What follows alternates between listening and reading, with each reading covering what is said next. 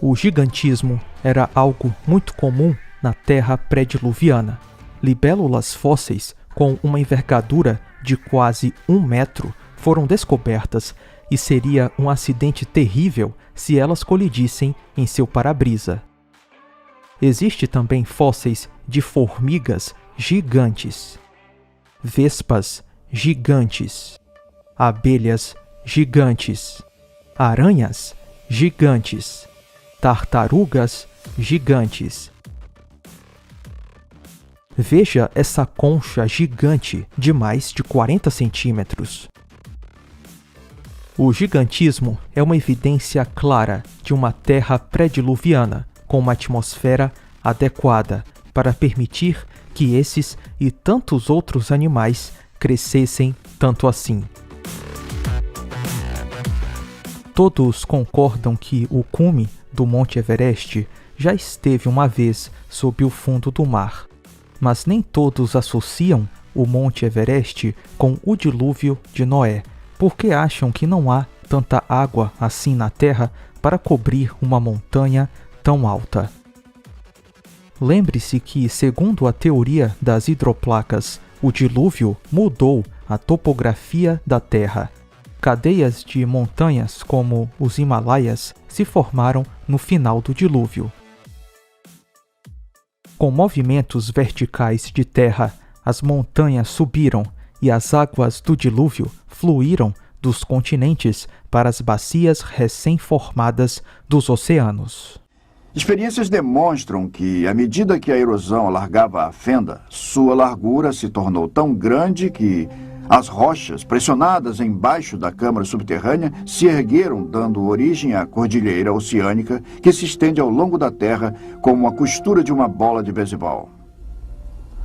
As placas continentais, as hidroplacas, ainda com água lubrificante abaixo delas, escorregaram para baixo, afastando-se da cordilheira atlântica que surgia. Depois que as maciças placas continentais lentamente desaceleradas atingiam velocidade de cerca de 60 km por hora. Chegaram até locais de resistência, se comprimiram e se enrugaram, e se tornaram mais espessas e se curvaram. As partes das hidroplacas que se curvaram para cima formaram montes, as que se curvaram para baixo formaram valas oceânicas. E é por isso que essas características são geralmente paralelas às cordilheiras oceânicas de onde deslizaram. Devido à falta de erosão, as montanhas devem ter se formado recentemente e rapidamente. Caso contrário, a erosão em milhões e milhões de anos já teria desgastado completamente a rocha dessas montanhas. O Grand Canyon é um excelente exemplo da falta de erosão e da recente formação das camadas geológicas. A superfície entre essas duas camadas de rocha nessa montanha é plana e pequena, mas, de acordo com a geologia convencional, existe uma lacuna de 6 milhões de anos entre essas duas camadas de rocha. A camada inferior é uma rocha macia, por isso deve ter erodido muito se tivesse sido exposta por 6 milhões de anos, como diz a geologia convencional. Mas o que vemos é uma rocha com pouquíssima erosão. Isso mostra que a camada de rocha superior foi depositada tão rapidamente que não houve tempo para a erosão da camada inferior. Em outras palavras, essas duas camadas de rocha foram formadas catastroficamente e muito rapidamente.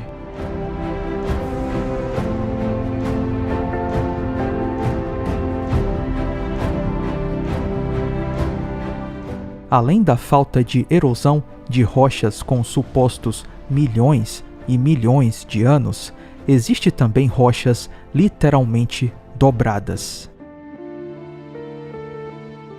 Não é comum as rochas dobrarem, elas normalmente partem porque são duras e quebradiças. Mas em muitos locais encontramos sequências inteiras de estratos que foram dobrados sem quebrar, indicando que todas as camadas foram depositadas rapidamente. Essas rochas foram dobradas enquanto molhadas e maleáveis com as altas pressões e temperaturas das águas do dilúvio. Essas rochas endureceram depois do dilúvio.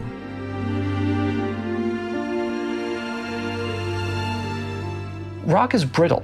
It doesn't bend very easily. If you try and bend it, it breaks. Now, granted, on a big scale, you might be able to get some pretty big bends out of a large rock.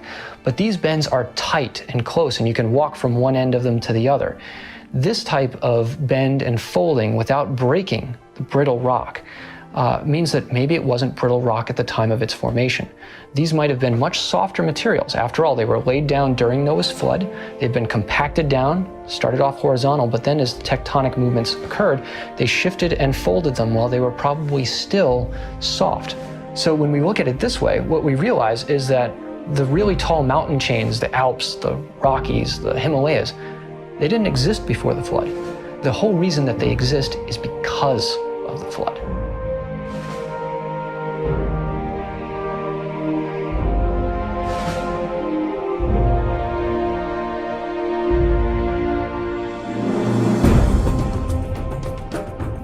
So basically, when we look at the geology of the Earth, we find that present processes do not explain what we see. Rather, what we see points to catastrophic processes in the past, and when we think about what those could be, it fits exactly with the account in Genesis of Noah's flood, which destroyed the whole Earth. The flood wipes away millions of years from the geological record. Those millions of years are necessary for evolution to occur. No millions of years, no evolution. Com o dilúvio de Noé, os bilhões e bilhões de anos da história da Terra desaparecem.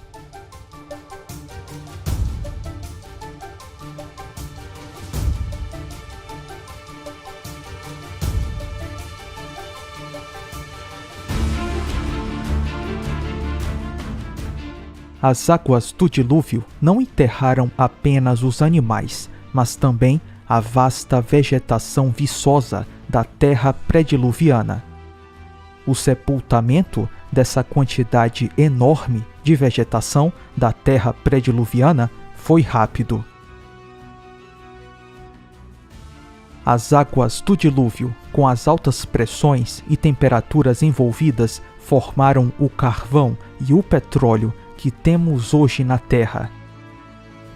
Cientistas, na década de 80, conseguiram criar carvão artificial, apenas submetendo a matéria orgânica a altas pressões e temperatura. O artigo diz: o processo é bem menos complicado do que era anteriormente imaginado ser necessário e fornece um novo entendimento acerca da estrutura do carvão e de como alterá-la. Esse trabalho foi publicado depois na revista Nature. O Innes e seus colegas do Laboratório Nacional Argonne levaram menos de 1 ano para preparar um carvão sintético inteiramente caracterizado. O material que produziram não pode ser distinguido do carvão verdadeiro. Sim, isso mesmo que você ouviu. Em menos de 1 ano, um carvão sintético que não pode ser diferenciado do carvão natural foi produzido. Lembre-se que, segundo o evolucionismo, a síntese do carvão se deu há mais de 200 milhões de anos. Mas e o petróleo? É possível produzir petróleo de forma rápida? Segundo o evolucionismo, a origem do petróleo na Terra tem milhões de anos e aconteceu pela decomposição dos fósseis. Mas será que é necessário milhões e milhões de anos para formar o petróleo? E se pudermos demonstrar que o petróleo é formado ainda hoje com condições certas de temperatura e pressão? We are developing a process where we can use a vast amount of different biomass resources. We can convert all these types of biomasses into renewable biocrude oil by applying high heat and pressure, but it only takes 10 minutes. So this is where we now take our biomasses and mix them with water. Todas as experiências mostraram que só foi possível formar petróleo sintético quando água muito quente foi introduzida. Além disso, existe evidência de formação natural de petróleo acontecendo agora. No Golfo da Califórnia, a uma profundidade de 2.000 metros do nível da água, existe depósito de sedimentos orgânicos. Abaixo do depósito, a água superaquecida está sendo pressionada para cima. Petróleo está sendo formado pela interação dos sedimentos orgânicos com essa água quente. Esse petróleo hidrotérmico não pode ser diferenciado do petróleo cru retirado de poços perfurados. A questão é, a origem do petróleo ao redor de todo o mundo pode ser explicada por um processo termal de água quente similar ao que acontece no Golfo da Califórnia. É concebível que um grande dilúvio mundial tenha sido essencial na produção das enormes reservas de petróleo do Oriente Médio e de outras partes do mundo.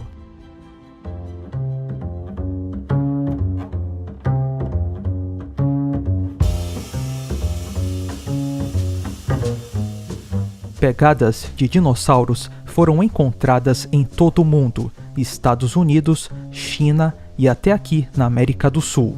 E curiosamente, essas pegadas estão quase sempre numa única direção.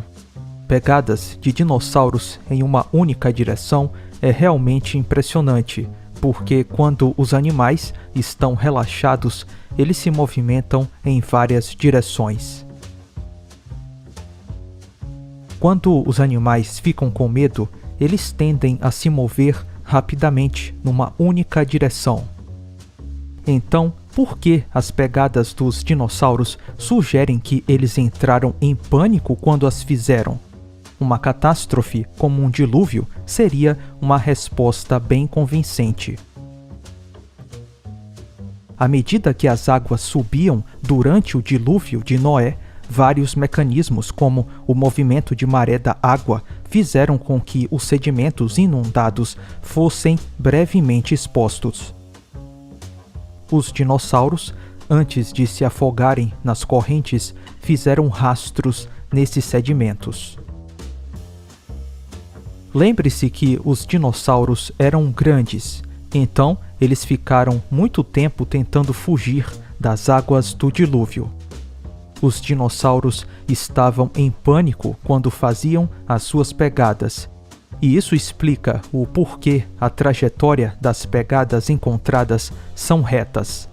Além disso, para serem preservadas, as pegadas dos dinossauros teriam que ser enterradas muito rapidamente para fossilizarem. Exatamente o que aconteceria numa catástrofe como um dilúvio.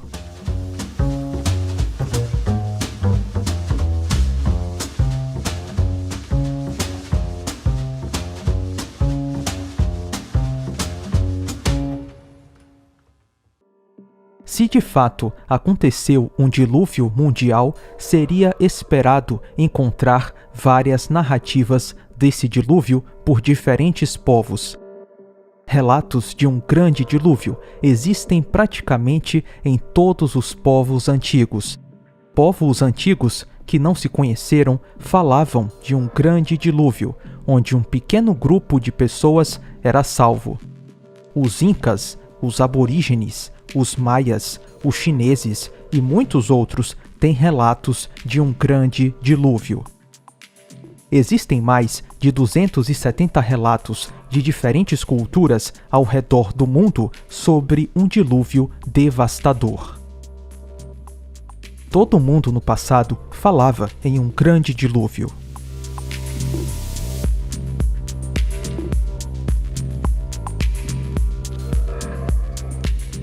Muitas coisas foram ditas nesse vídeo. Vou tentar resumir tudo em linhas gerais. Vimos que existe água subterrânea suficiente para cobrir as montanhas da Terra pré-diluviana. É perfeitamente plausível que as águas cobriram todo o planeta no passado. Pela teoria das hidroplacas, as grandes montanhas como o Monte Everest subiram após o dilúvio de Noé, e os continentes também foram formados depois do dilúvio. Vimos que, com certas condições, é possível a rápida formação do petróleo e do carvão. O petróleo e o carvão foram formados recentemente pelo evento catastrófico das águas do dilúvio. Vimos a falta de erosão das rochas sedimentares, evidenciando que elas foram formadas recentemente. Vimos a rápida sedimentação e sepultamento dos cemitérios de fósseis, indicando que as camadas geológicas e o registro fóssil foram formados catastroficamente pelas águas do dilúvio. Vimos fósseis de criaturas marinhas no topo de altas montanhas. As águas dos oceanos inundaram os continentes em algum momento no passado. Um dilúvio. Vimos que os antigos de todos os continentes possuem histórias sobre um grande dilúvio. Mas por que nada disso é ensinado nas escolas? Por que não se fala sobre o dilúvio de Noé? Bem, a ciência é guiada por um desses motivos: ideologia, interesse próprio ou altruísmo. A ciência não caminha mais sozinha, mas ao lado da política, das ideologias e dos interesses próprios. A ciência não é mais isenta. Pouco importa se existem dados favoráveis a uma catástrofe como um dilúvio. Se o dilúvio de Noé for contra a ideologia que reina nas ciências, então o dilúvio de Noé não será ensinado. Será rotulado como uma lenda, uma fantasia, uma bobagem.